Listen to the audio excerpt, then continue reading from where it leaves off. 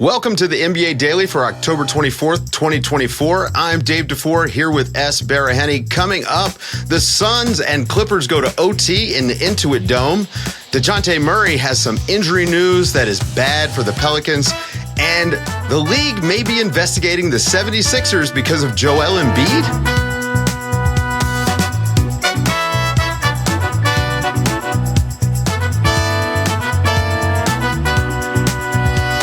Good morning, everybody. Good morning, S. Welcome back. Welcome back, NBA. We had a huge Wednesday night, which, as my favorite day of the year, opening day, when you've got 4 games going on the TV, you got the iPad with a couple of games on it. I had a tab open that I was only listening to on my laptop. You and I, we've got our text going. We've got our doc going. Just so many things happening. I think the thing I was most excited for, the return of the no flex zone commercial from Wingstop. No, I'm kidding. Oh, is it back? Suns and Clippers. Suns and Clippers. Hey, this was a great game. 116-113. The Suns wind up winning this in overtime, and it was opening night at the Intuit Dome, which itself kind of is a character in this game. Oh, yeah. Like, it's actually kind of a cool place to watch a game, it looks like. But the big takeaway for me from this game, as was the Suns' big three just were not very good for the majority of this game until late. Kevin Durant, does his thing, takes over. They kind of get the game close after the Clippers had a nice little lead. But Kevin Durant does the stuff that he does, and I'm going to throw to the call because it's a better description than I can give it. Durant trying to drive with a timer at 6, spinning into the lane. Doubled by Harden. Durant gets the shot away and hits it to tie the game at 103. As KD can kind of be a cheat code. Like, there's not many guys in the league that are going to be able to take that shot. Yeah, it's a superstar type of shot. That's what it is. There's probably like 3 or 4 guys in the entire league that can do that. It's funny because, the Suns are kind of based on that type of shot, like the mid-range, tough, contested look. Like, that is their ethos through and through. They're trying to win basketball games like that. They don't get to the rim that often. They're trying to isolate. They're trying to score on you. It's the MO for Booker, Beal, and Durant. And obviously, KD is the guy who does it the best. Incredible shot. Unbelievable shot. And they needed it because, man, the Clippers look fun and they look entertaining and they look like they are going to be just frisky every single time you play them. Yeah, Kevin Durant wound up with like 25 in this game. Yeah. Booker was disappointing for me. We talked about him all summer after the Olympics. We talked about how he could be this two-way menace for them, this off-ball guy. 15 points in this game, which is fine. I mean, Booker can do 15 points because he can bring so much on the defensive end. But what I hate is the 4 turnovers, and then he fouls out late, and so they don't even have him going into overtime. I mean, again, this team is not super deep. They can't afford to have Devin Booker have off nights when they start getting against teams, that aren't the Clippers, let's say. Right. And part of it is also the turnovers. Like, they just really, Booker, Beal, and Durant combined for 13 turnovers. It felt like they were trying to commandeer the offense a little bit. And that's why they brought Tyus Jones along, who didn't have any turnovers tonight, right? Like, he did not turn the ball over. But at the same time, they didn't let him orchestrate in that fourth quarter / OT. I thought that was an interesting point because if you saw the first half, they were moving the ball, they were sharing the rock. It kind of had like a beautiful game type of vibe to it, and that disappeared once it came to go time. But Tyus Jones kind of presents his own problem. Offensively, great. Again, no turnovers, but solid. The defense. Multiple times in this game, he was the second guy on the swing. Take the 3. And I was just like, oh, hey, last year that was maybe Josh Okogie or someone who was going to shoot a brick. And Tyus Jones, I have some faith in. The problem is the Suns' defense. On the other end, you had Tyus Jones, who was getting switched easily onto James Harden for most of the game. Harden was able to just use his size and feast. And then you had Nurkic inside. He's just not very good anymore. He can't really defend. He doesn't move all that well.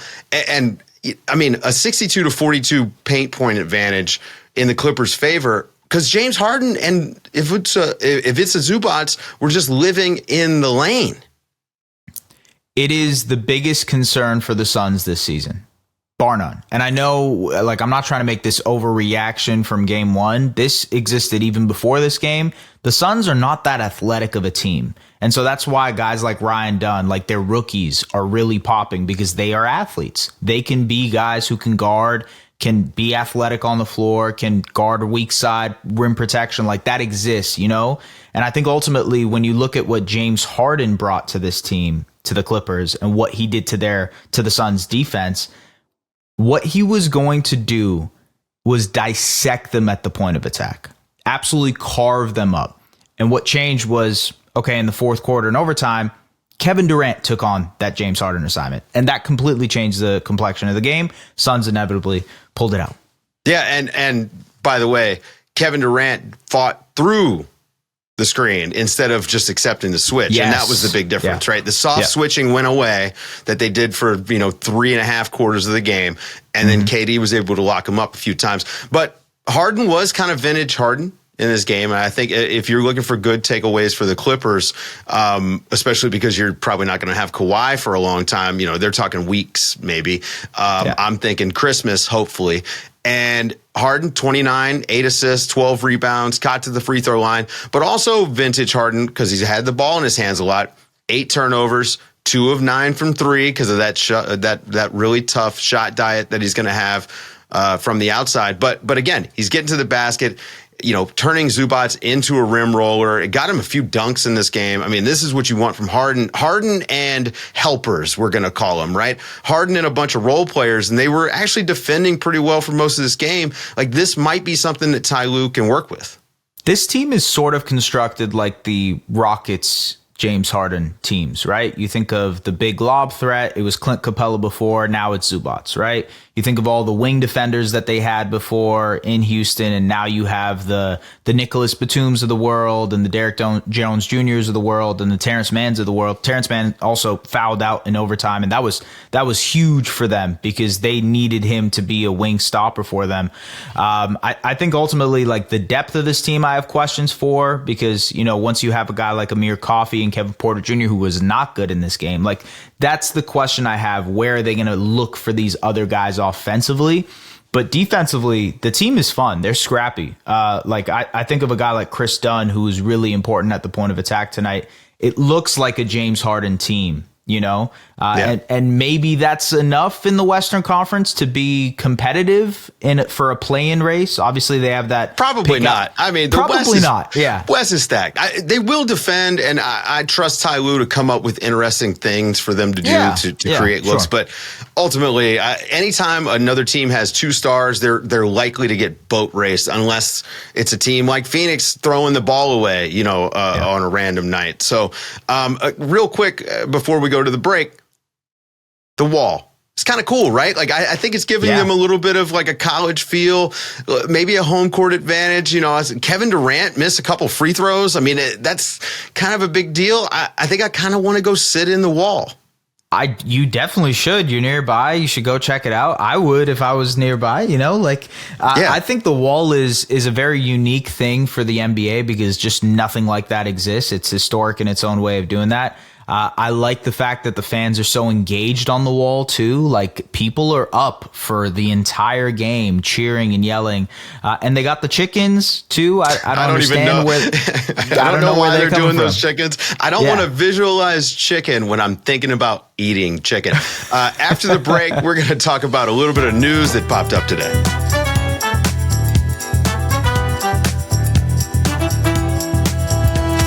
Little bit of bad news for the New Orleans Pelicans in a win on opening night. They lost Dejounte Murray to a broken hand. We got the MRI results or the imaging back, and it seems like he's going to miss some time. They didn't have Zion in this game. I mean, luckily they had Brandon Ingram, but more bad news and more injury bad news for the Pelicans, who just can't catch a break.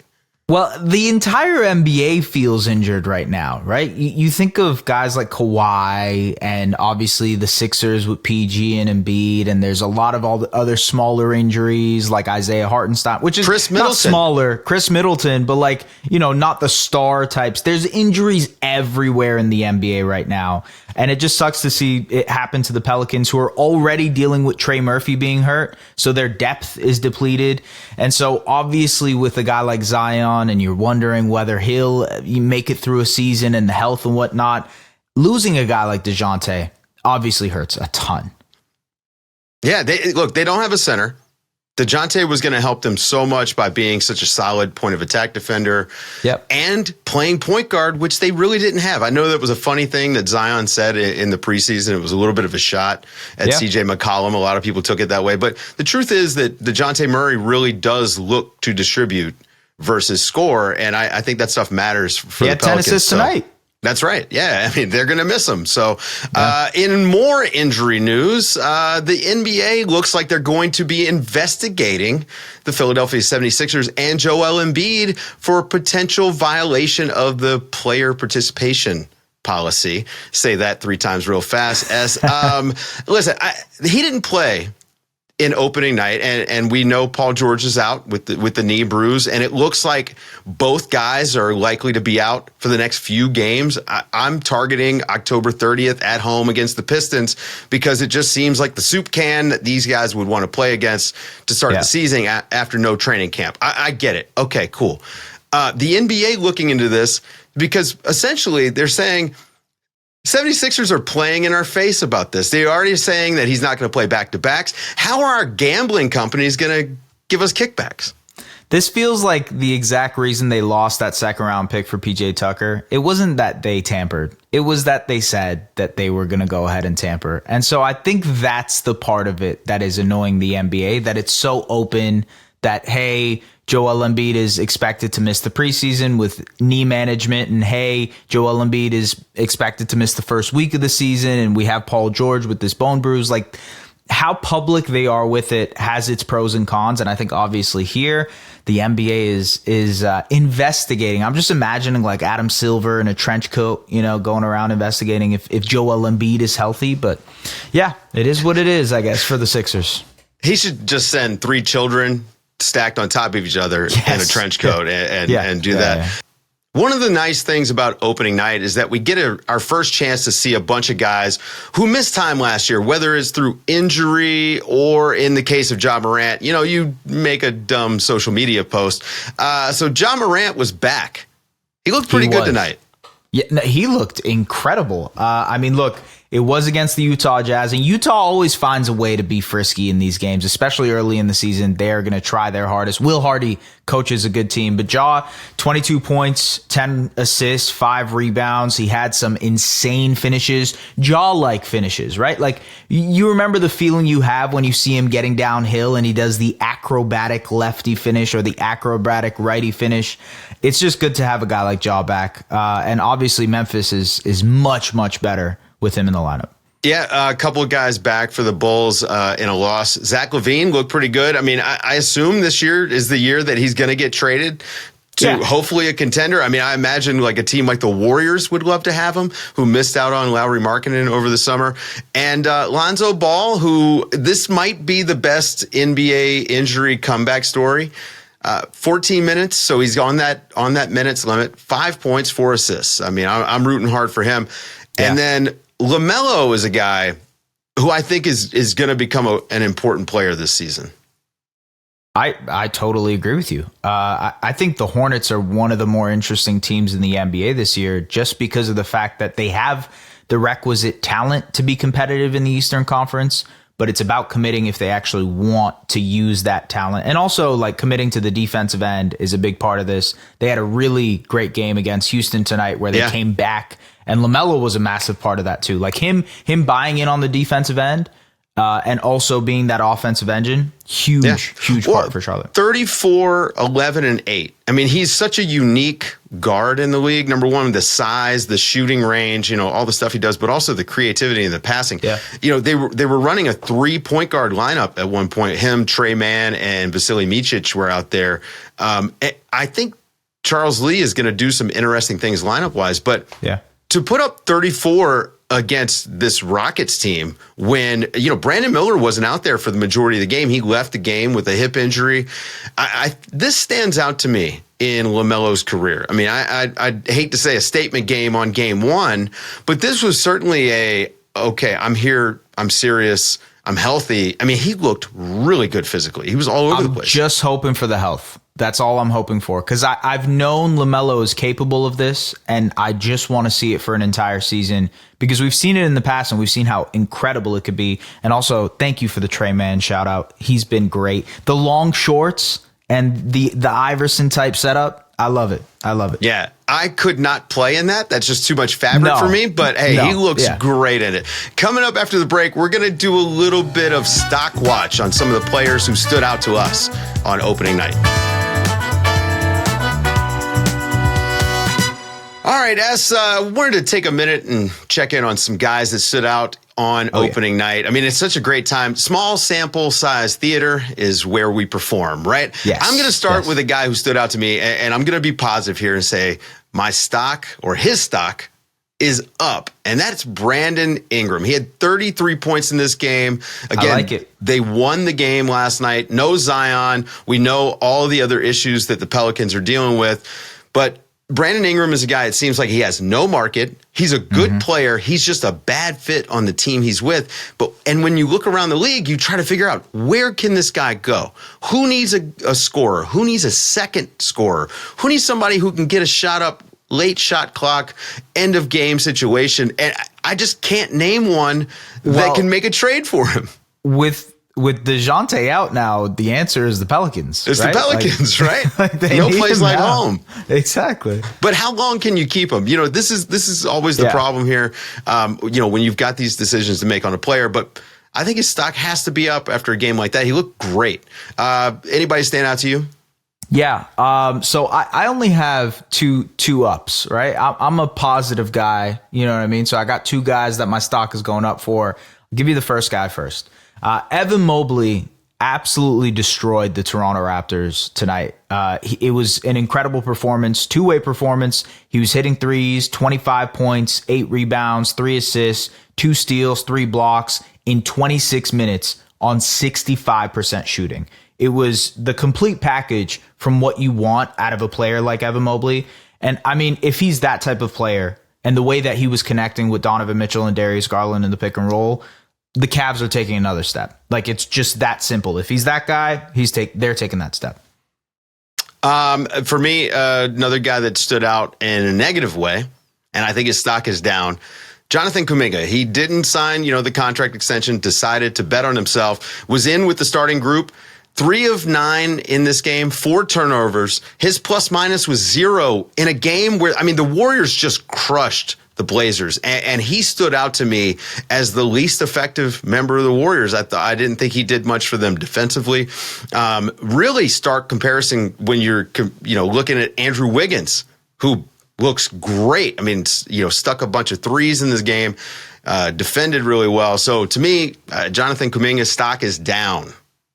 The Warriors took 48 threes tonight against the Blazers. Yeah, don't say I didn't tell you guys that this was coming. I'll just put it there. Are the Warriors now the Celtics of breaking basketball? Find out next Sunday. I wouldn't go that far. Anybody else before we get out of here that stood out for you on opening night? Yeah, okay. One final stock going up. Guy I've talked about with the Pistons, Cade Cunningham. He had an incredible third quarter. The Pistons lost the game, unfortunately, to the Indiana Pacers. They'll bounce back. It's all good. But he had 28 points, 8 assists, 5 rebounds. He had 18 points in the third quarter on 8 of 9 shooting. It looks like he's just completing the package, Dave. Yeah, I'm not going to go that far. Listen, man, one good quarter against the Pacers defense just is not enough for me. He fell apart in the fourth quarter, including giving up a Siakam dunk by just doing nothing in the lane. That honestly, that pissed me off because he was having a good game and I wanted him to be better. That's going to do it for today's show, folks. Thank you guys for tuning in. Don't forget, subscribe to The Bounce. Zach Harper writes the absolute funniest basketball newsletter that you can find on the internet. Please rate and review this show on iTunes, Spotify, wherever you listen to podcasts. Shoot us an email at nbadaily@theathletic.com. Again, we've gotten a bunch already. We want to read these on the show next week, so please hit us there. For Es Baraheni, I'm Dave DuFour, and this has been the NBA Daily. Thanks for waking up with us.